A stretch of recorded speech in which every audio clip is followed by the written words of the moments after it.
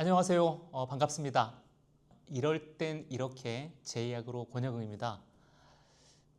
요즘 갑자기 날씨 많이 더워졌어요. 그죠? 농가분들 특히 그 하우스에 계신 농가분들 같은 경우에는 굉장히 힘드실 것 같아요. 제가 어제도 수박밭에 좀 다녀왔는데 아침 일찍 갔습니다.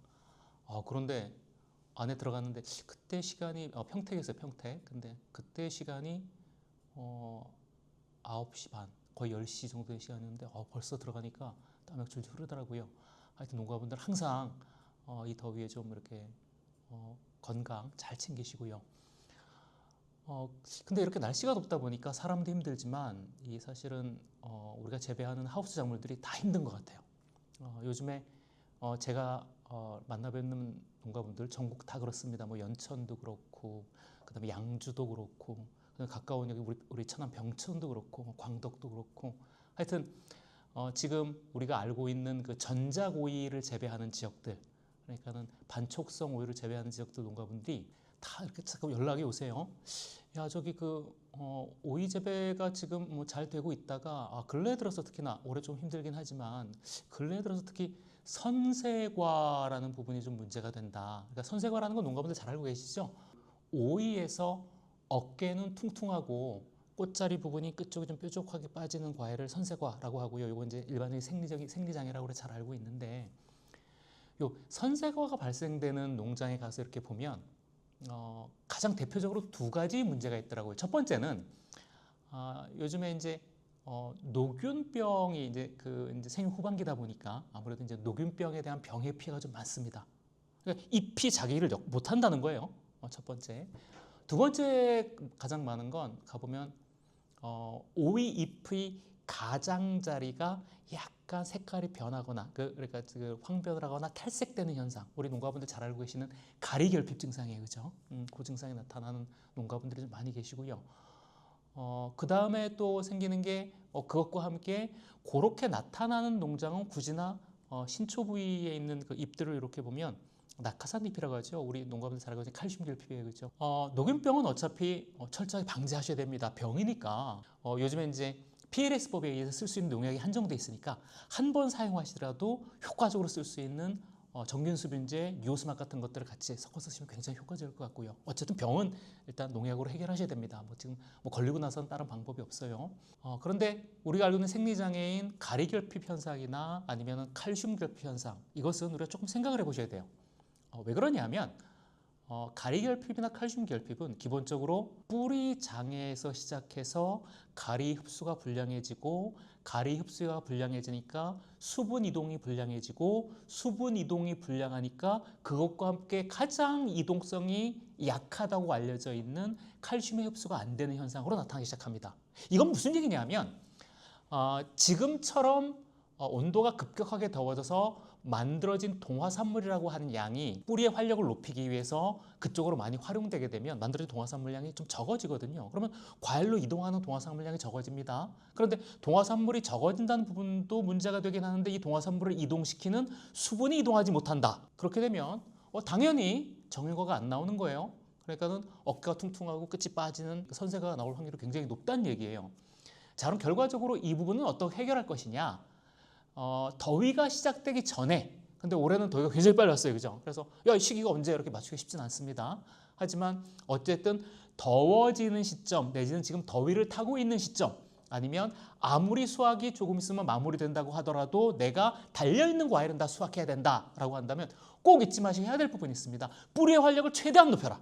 뿌리의 활력을 최대한 높여라. 그래서 뿌리에서 일단은 기본적으로 수분을 이동시켜야 만들어진 동화산물을 과일로 보낸다. 아니면 그 수분을 통해서라도 가능하면 광합성을 할 수 있도록 도와주는 부분이 필요하다라고 하는 부분을 농가분들이 꼭 기억하셔야 돼요. 혹시나 만약에 선세과라고 하는 생리장애가 발생되게 되면 농가분들 꼭 잊지 마시고 슈퍼 아쿠아칼 E라고 하는 제품 잘 알고 계시잖아요. 그죠? 뿌리의 활력을 높이는 그런 제품을 가지고 일단 활용을 하시고, 그 다음에 가능하다면 우리가 오이에서 오이의 과일을 비대시키는 데 가장 중요한 비료 성분인 가리, 오이는 물과 가리 작물이라고 하는데 일단 뿌리를 통해서 물을 움직여주고, 그 다음에 가리를 통해서 만들어진 동화산물을 이동시키는 방법, 그래서 하베스트 우레아라고 하는 제품을 슈퍼 아쿠아칼 2하고 하베스트 우레아를 같이 관주를 통해서 뿌리의 활력을 높이고 가래를 통해서 수분을 이동시키고 이 수분의 이동을 통해서 만들어진 동화산물을 과일로 보낼 수 있는 방법, 이 방법을 통해서 생리장애를 극복하는 방법, 이거 굉장히 중요하다. 사실은 농가분들이 이 방법을 많이 활용하고 계십니다. 활용하고 계시는데 아직도 이 방법을 적극적으로 활용하지 않는 농가분들도 계시고요. 또한 급격하게 더워지는 시점이, 그러니까 계속 이렇게 농작업을 하시다 보면 지금 더워진다고는 하는데 계속적으로 농작업을 하다 잊어버리는 경우가 계세요. 그렇죠? 그러니까 농가분들께서 날짜를 딱 정하신다면 노지 기준으로는 6월 15일을 기준으로 합니다.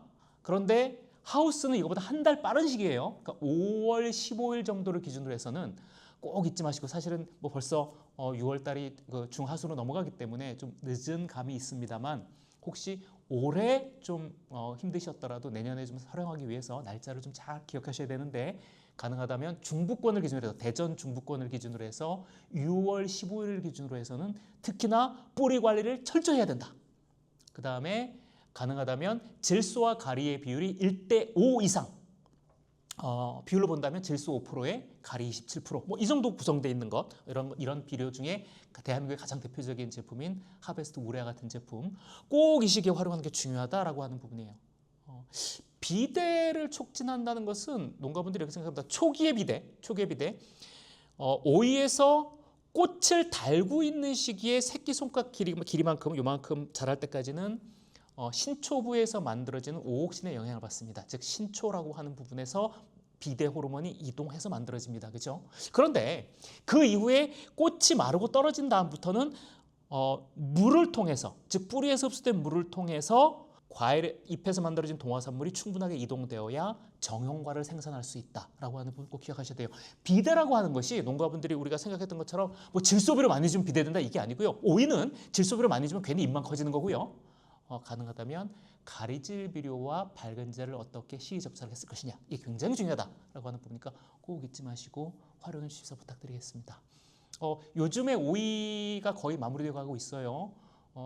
지역에 따라서 후작 오이를 이제 곧 준비하시는 농가분들 분명히 계실 텐데, 하여튼 지금 마무리된다고 해도 마무리될 때까지는 달려있는 오이는 다 수확하셔야 되니까 가능하다면 10일 간격으로 한 2번 정도, 그래서 7월 상순까지 마무리하실 때 꼭 잊지 마시고 슈퍼 아쿠아칼 2, 하베스트 우레아 같은 제품 꼭 좀 활용해 주십사 부탁드리겠습니다.